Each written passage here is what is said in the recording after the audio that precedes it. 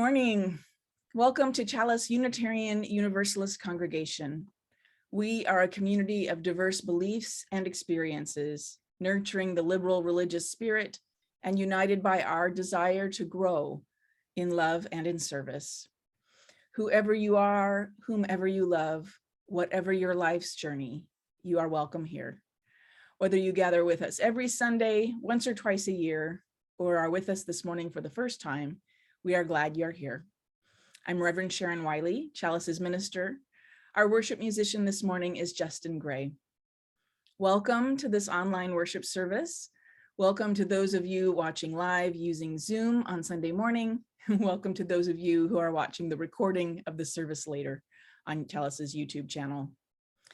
For those of us using Zoom, please notice on your menu, you have a button that says CC Live Transcript. This is Zoom's closed captioning service, and you can click on it to hide the subtitle or show the subtitle. You are in control if that function is on or off on your screen. Also on your menu is the chat button. For those of you who like to use the chat box during the service, which you're welcome to do, please be sure that when you post, you use that little blue menu there to select everyone.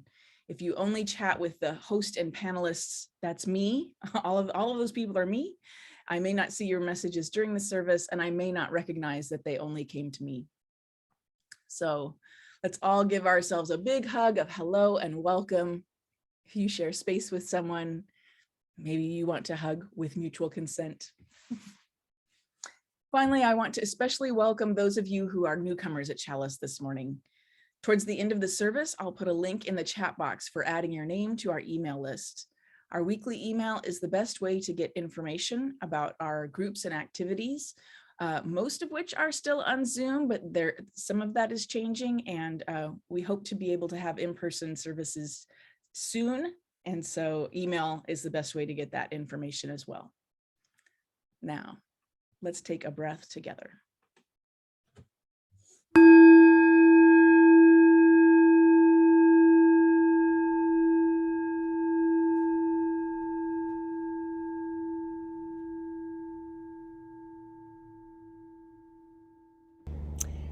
Good morning. According to the Library of Congress, the first permanent Euro-American settlements began a pattern of displacement and land appropriation of indigenous people that continued until the 20th century. In this region that we consider home, the Kumeyaay first lived here for over 10,000 years and were the people who greeted the Spanish when they first sailed into the San Diego harbor in 1542.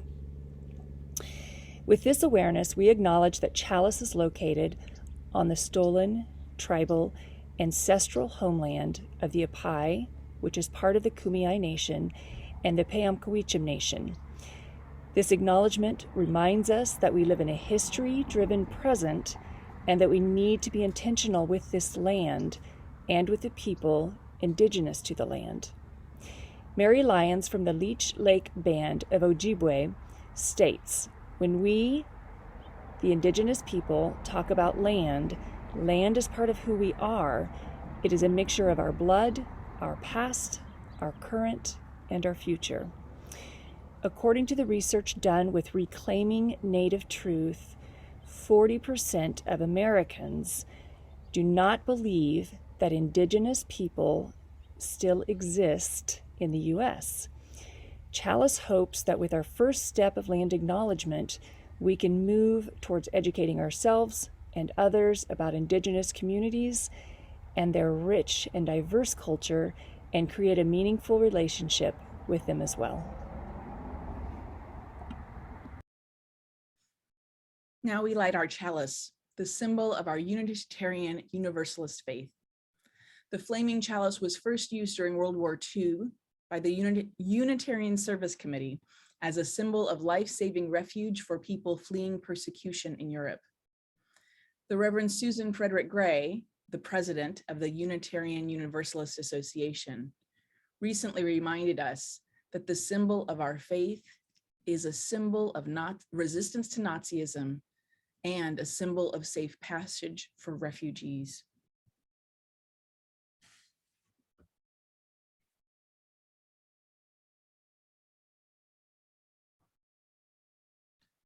May our chalice flame burn brightly, and may we strive to live up to the promises that our chalice represents.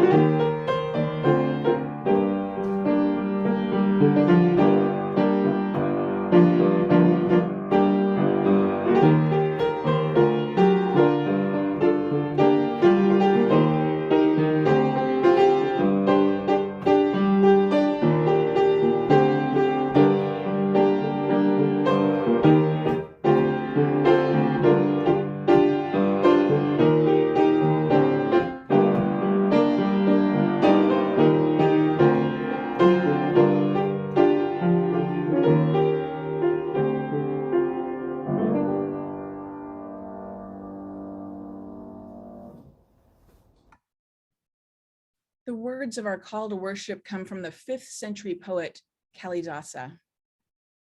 Look to this day, for it is life, the very life of life. In its brief course lie all the verities and realities of your existence, the bliss of growth, the glory of action, the splendor of achievement are but experiences of time. For yesterday is but a dream, and tomorrow is only a vision. And today, well lived, makes yesterday a dream of happiness, and every tomorrow a vision of hope. Look well, therefore, to this day. Let us worship together. You're invited to join in singing.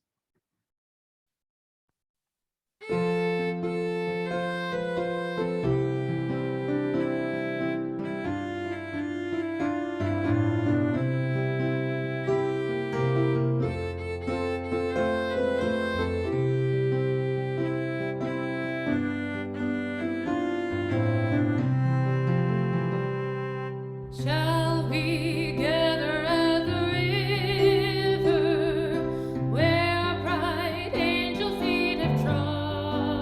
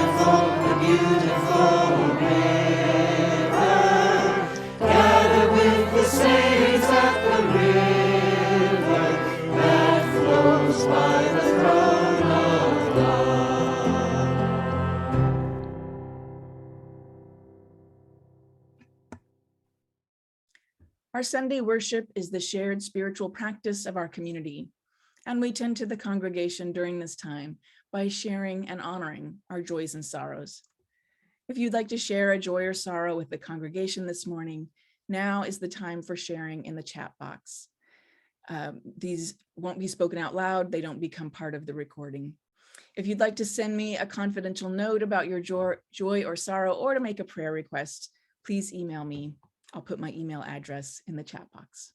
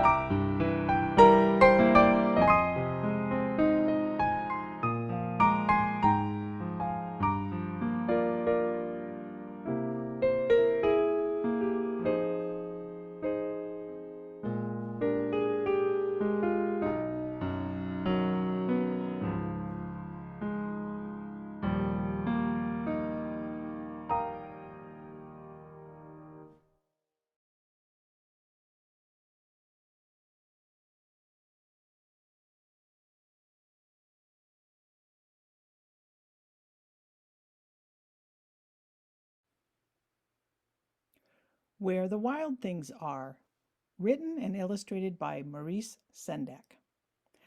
The night Max wore his wolf suit and made mischief of one kin and another, his mother called him "Wild Thing," and Max said, "I'll eat you up."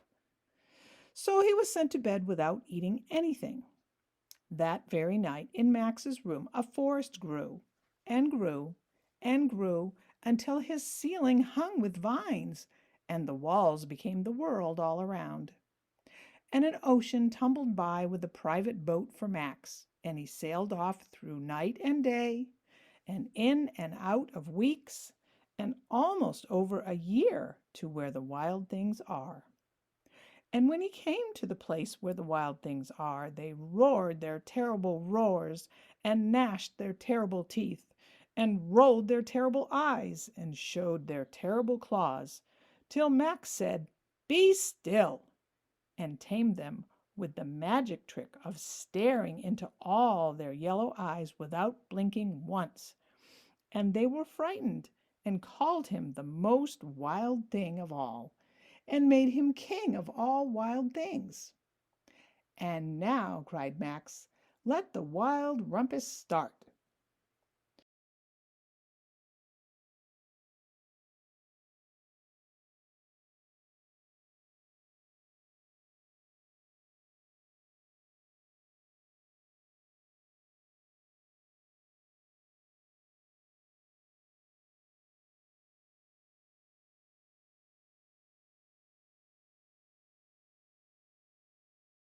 "Now stop," Max said, and sent the wild things off to bed without their supper. And Max, the king of all wild things, was lonely, and wanted to be where someone loved him best of all. Then, all around, from far away across the world, he smelled good things to eat. So he gave up being king of where the wild things are. But the wild things cried, "Oh, please don't go. We'll eat you up. We love you so." And Max said, "No." The wild things roared their terrible roars, and gnashed their terrible teeth, and rolled their terrible eyes, and showed their terrible claws. But Max stepped into his private boat and waved goodbye, and sailed back over a year, and in and out of weeks, and through a day, and into the night of his very own room, where he found his supper waiting for him. And it was still hot. The end.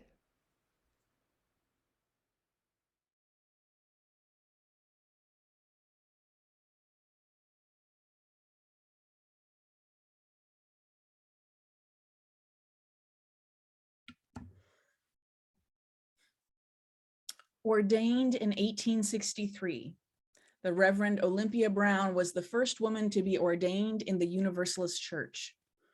She is generally recognized as the first woman in America to be ordained with official approval from a national denomination.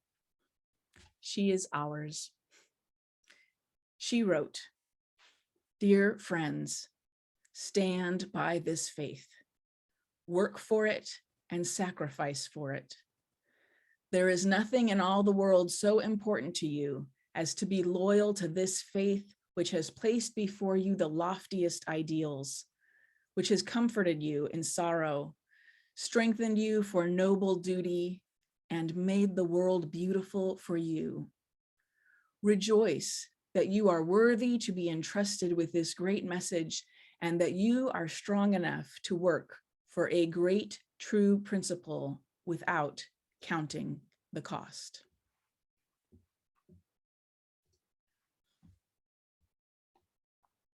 So I'm here with you this morning to share the good news of Unitarian Universalism.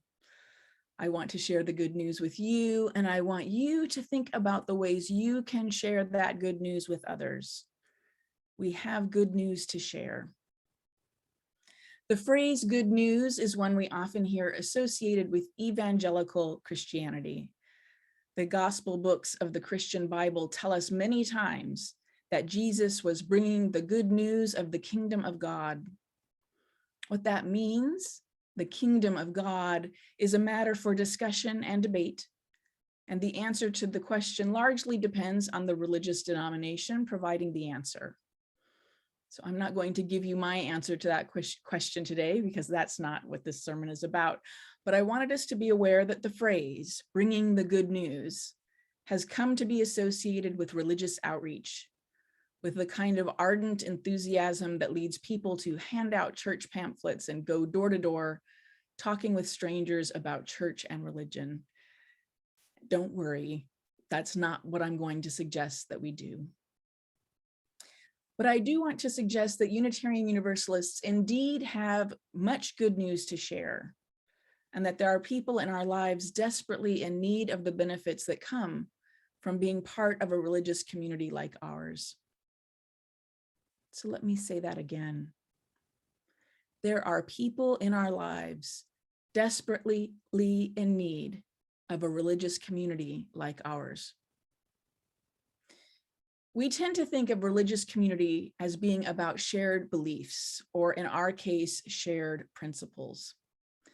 And when we come across like-minded people, friends, and acquaintances who feel like you used to us, you know that feeling, right? That's when it occurs to most of us to mention that Unitarian Universalism might be of interest. We think of Chalice as a place that nurtures and strengthens our spiritual and intellectual well-being. At least I hope that's how we think of Chalice. But what's changed in our world in the past several decades is that people no longer have to look very hard or travel very far, or at all, to feed their spiritual and intellectual lives. If you like to listen to thoughtful, inspiring talks that are 20 minutes or less, there are thousands of TED Talks you can watch online. You can get onto YouTube and listen to lectures from the world's best experts on any given topic. You can take free online classes at places like Harvard and Yale. On YouTube, you can watch talks from theologians like Thich Nhat Hanh, James Cone, Nadia Bowles-Weber, Eckhart Tolle, Howard Thurman, Jackie Lewis, Parker Palmer, Angel Kyoto Williams, Starhawk, Ram Dass. I'm not here with you on Sunday mornings because I am the smartest or the deepest or the most dynamic preacher or the sharpest thinker. You can buy the books and watch the lectures of smarter, sharper, deeper, better people than I am. But why we are here, why Chalice is here, why you are here, why I am here as your minister, is for community, for the relationships and emotional grounding that come from community. Our connections and relationships are with each other, with the wider community of Unitarian Universalists, and with the historical traditions of Unitarianism, Universalism, and Unitarian Universalism. And while access to spiritual and intellectual ideas may be greater than any other time in history, so too is social isolation, disconnection, and loneliness. The Centers for Disease Control and Prevention reports that loneliness and social isolation are linked to serious health conditions. So keep in mind as we start to talk about this, that loneliness and social isolation are not the exact same things. Loneliness is that feeling we get of being alone, regardless of how much social contact we have. We can feel lonely in a crowd, lonely among friends and family. Social isolation, though, is the more precise word, is about having a lack of social connections. So you might be socially isolated and not feel lonely. You might have many social connections and still feel lonely. However, for most people, many people, loneliness and social isolation go together. And survey and polling questions often use those terms to mean the same thing. So you'll often hear those terms used almost interchangeably. So a 2020 report from the National Academies of Sciences, Engineering, and Medicine points out that for adults aged 45 and older, more than 1/3 feel lonely. And for adults aged 65 and older, Nearly 1/4 are considered to be socially isolated. These are enormous numbers of people, millions and millions of people. Older adults are at increased risk for loneliness and social isolation. And keep in mind, they're defining older adults as 65 and older. I know we might not think of that as very old in our congregation. Older adults 65 and older are at increased risk for loneliness and social isolation because they are more likely to face factors such as living alone, the loss of family or friends, chronic illness, and hearing loss. All of those are factors. So again, 1/3 of adults 45 and older feel lonely. 1/4 of adults 65 and older meet the definition of socially isolated. So I think we should assume that any of us aged 45 or older knows multiple people who feel lonely and may be socially isolated. The impacts of loneliness and social isolation on older adults are well studied and include a litany of health risks, including dementia, heart failure, and stroke. The impacts on younger adults are less documented, but there is evidence that suggests that young adults feel even lonelier and are more socially isolated than their elders. This was true even before the pandemic, and we can certainly imagine that things have gotten worse in the past 2 years, not better. Attendance and participation in religious community is one of the behaviors that provides social connection and protects against loneliness. It's hard for us to have good information about the effects of the pandemic we are still living through, but there is good evidence that we are seeing significant increases in people experiencing anxiety, depression, substance abuse, and domestic violence, as well as increased loneliness and isolation. So when I told you a few minutes ago that there are people in our lives desperately in need of a religious community like ours, I was not exaggerating. It is painful that in an era when many people are experiencing loneliness, mental health struggles, personal crises, and oh yes, coping with the trauma of living through a global pandemic, it is painful when more people than ever could use a church community to lean on, that more people than ever are not part of religious community. In 2020, for the first time ever in the United States, less than half of people surveyed reported belonging to a church, synagogue, or mosque. That's a Gallup survey. And I think that part of that, part of people's rejection of church life comes from a belief that church is about beliefs, shared beliefs, and spiritual experience instead of understanding that it's about community. So again, we know we can get spiritual and emotional stimulation from lots of places. Community we can't get from lots of places.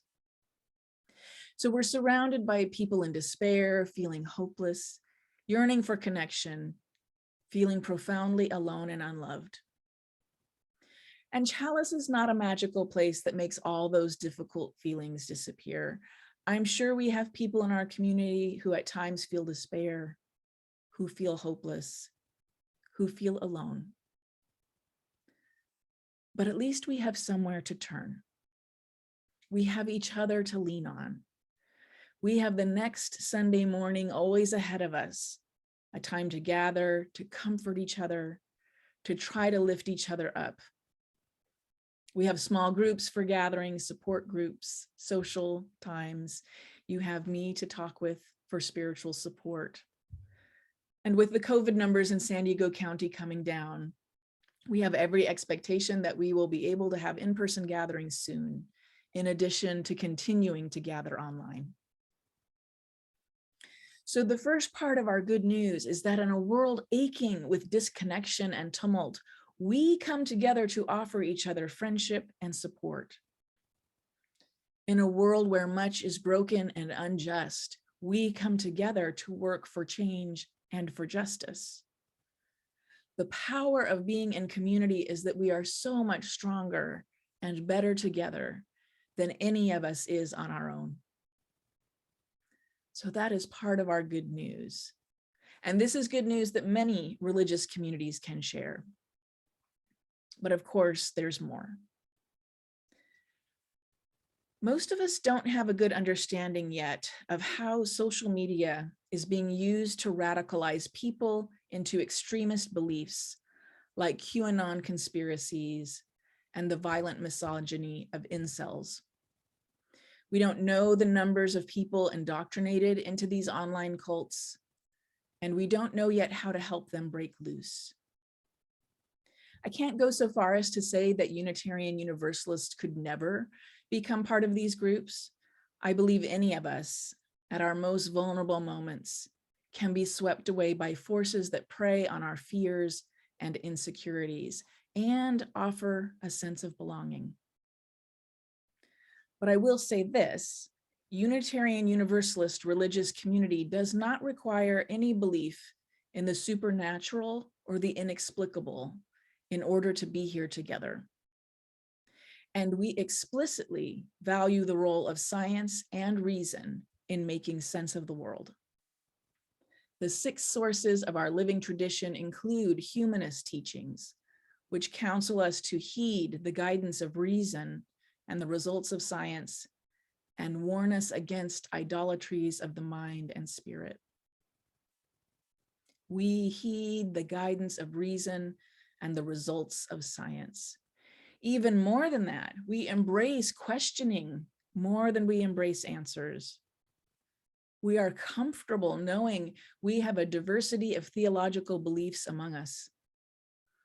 I am here to share thoughts and ideas with you, but not to direct you on what to believe.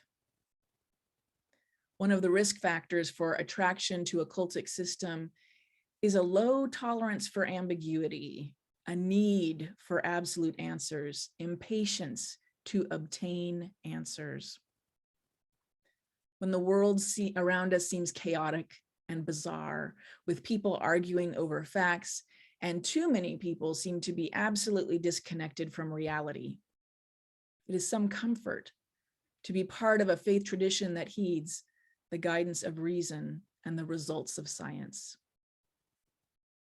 I would like to think that being Unitarian Universalist is a protection against the attractions of internet misinformation and cult-like hate groups. Because one of the other risk factors for being attracted to a cult is one of our most basic human yearnings, a desire to belong. I see that in the QAnon believers.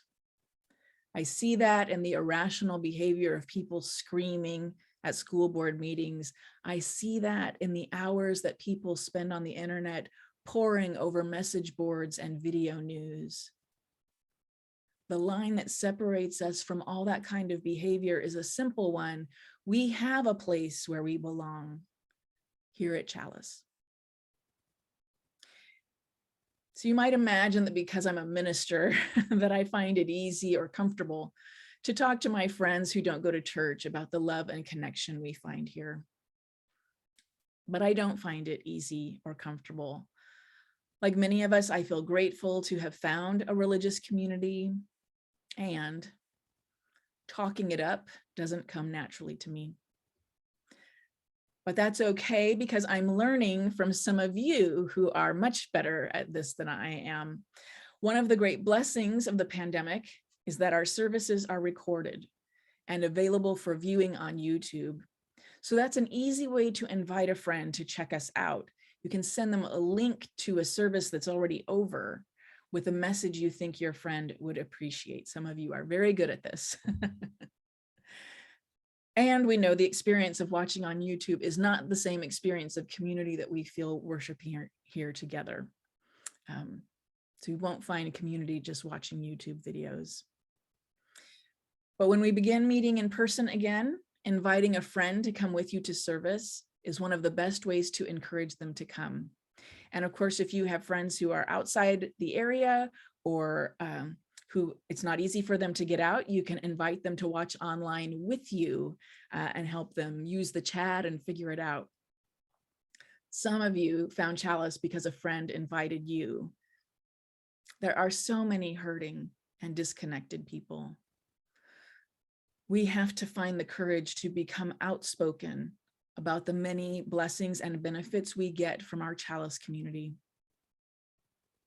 We sing every Sunday morning, "You are welcome here." Wherever you're going to, wherever you're coming from, you are welcome here. Because ours is a house of love, a house of hopes and dreams. It's a house of love, and you are welcome here. May each of us summon the courage to share the good news of Unitarian Universalism in days to come. May it be so. Blessed be and amen. You're invited to join in singing.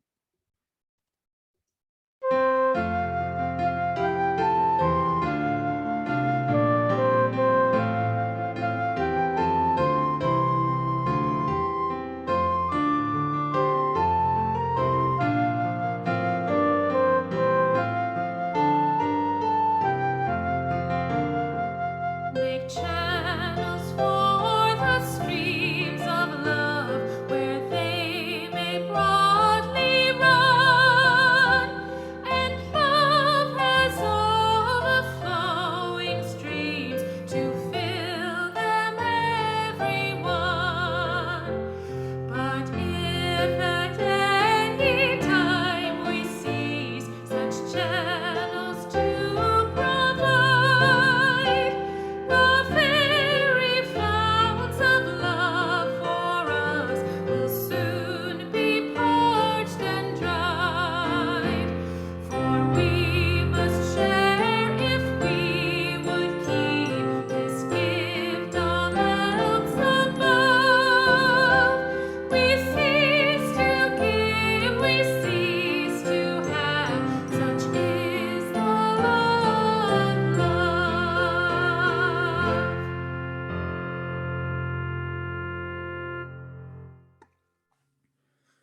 The Sunday offering is an expression of the generosity that makes our congregational life possible. As Buddhist teacher Pema Chodron writes, generosity is an activity that loosens us up. By offering whatever we can, $1, a flower, a word of encouragement, we are training in letting go. Please text your donation to Chalice. If you haven't texted a donation before, know that once you text the amount, you'll get a reply with a link to follow to enter your credit card information. If you've already entered this information previously when you've donated, you won't need to enter it again. If your Sunday donation is part of your pledge payment, please be sure to indicate the word pledge after the dollar amount. And also know that you can make a text donation anytime. Doesn't need to be only during the worship hour. So the phone number will be on screen in a moment. I'll also put it in the chat box. Please give generously.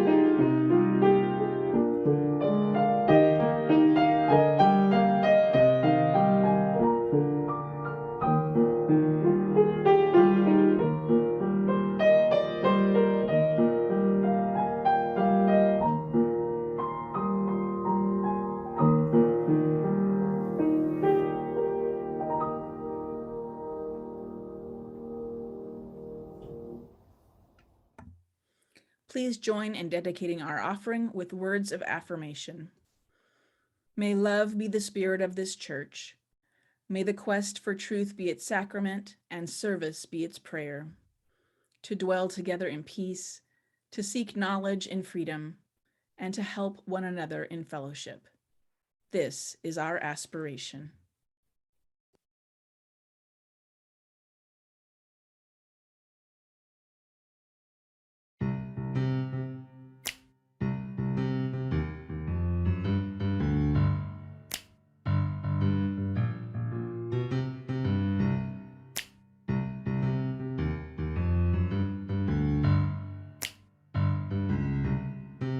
I ain't afraid. I ain't afraid. I ain't afraid.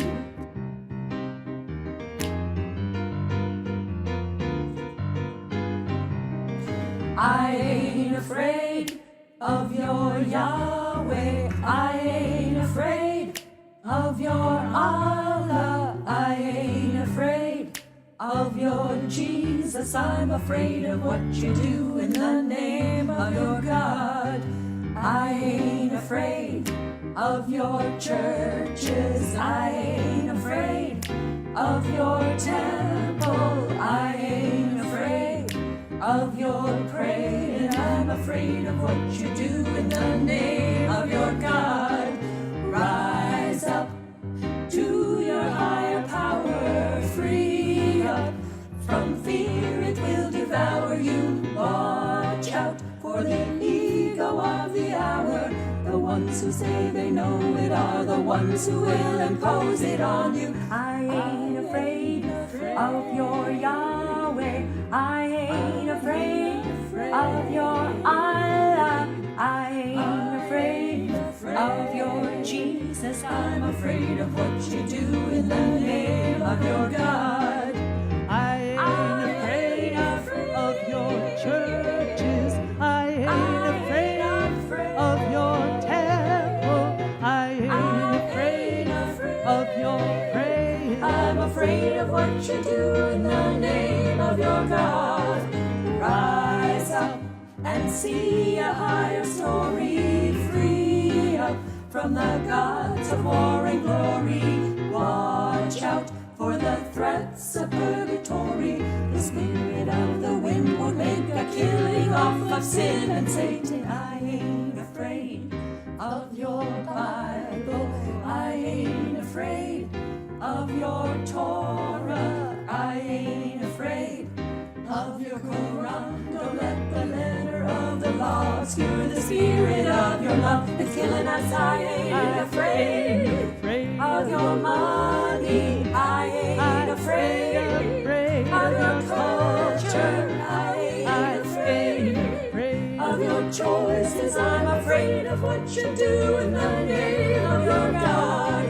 I ain't afraid of your Sunday. I ain't afraid of your spirit. I ain't afraid of your teachers. I'm afraid of what you do in the name of your God. Oh, I ain't afraid of your Sabbath. I ain't afraid of your borders. I ain't afraid of your dances. I'm afraid of what you do in the name of your God. Oh, I ain't afraid of your children. I ain't afraid of your music. I ain't afraid of your stories. I'm afraid of what you do in the name of your God. Rise up to your power. I ain't afraid. I ain't afraid of your Jesus. I'm afraid of what you do. I ain't afraid. I ain't afraid. I ain't afraid. I'm afraid of what you do in the name of your God.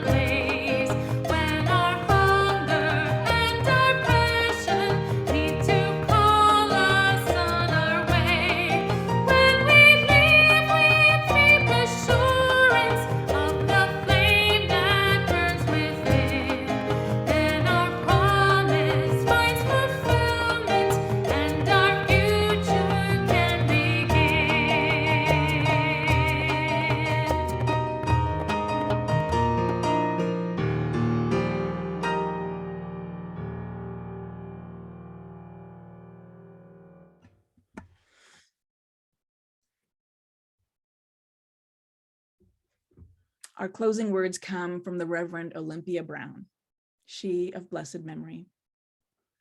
Stand by this faith, work for it, and sacrifice for it. There is nothing in all the world so important to you as to be loyal to this faith which has placed before you the loftiest ideals, which has comforted you in sorrow, strengthened you for noble duty, and made the world beautiful for you. Rejoice that you are worthy to be entrusted with this great message, and that you are strong enough to work for a great, true principle without counting the cost.